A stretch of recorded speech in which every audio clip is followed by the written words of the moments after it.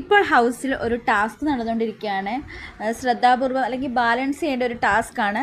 2 ഗ്രൂപ്പായിട്ട് തിരിച്ചിട്ടുണ്ട്. ഒന്ന് എ ഗ്രൂപ്പ്, 2 ബി ഗ്രൂപ്പ്. ഒന്നാമത്തെ ഗ്രൂപ്പിൽ നമ്മുടെ ബിന്നി, ലക്ഷ്മി, അക്ബർ, സാബുമൻ. പിന്നെ രണ്ടാമത്തെ ബി ഗ്രൂപ്പിലാണ് നമ്മുടെ ഷാനവാസ്, അനു, ആദില, നൂറ, ആര്യൻ.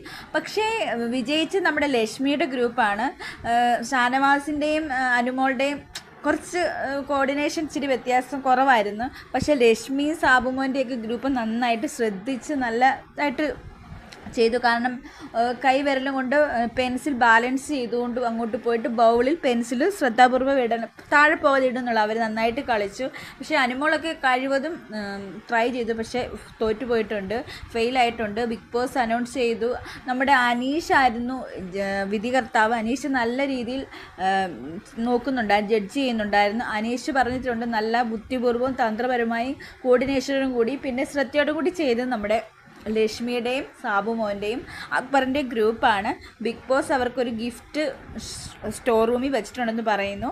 അപ്പോൾ എന്നിരുന്നാലും നല്ല രസമുണ്ടായിരുന്നു. നല്ലൊരു എന്താ പറയുക, ഗെയിം കാണാൻ നല്ല രസമുണ്ടായിരുന്നു. വെറൈറ്റി ഗെയിമായിട്ട് ടാസ്ക്കായിട്ടാണ് എനിക്ക് തോന്നിയത്.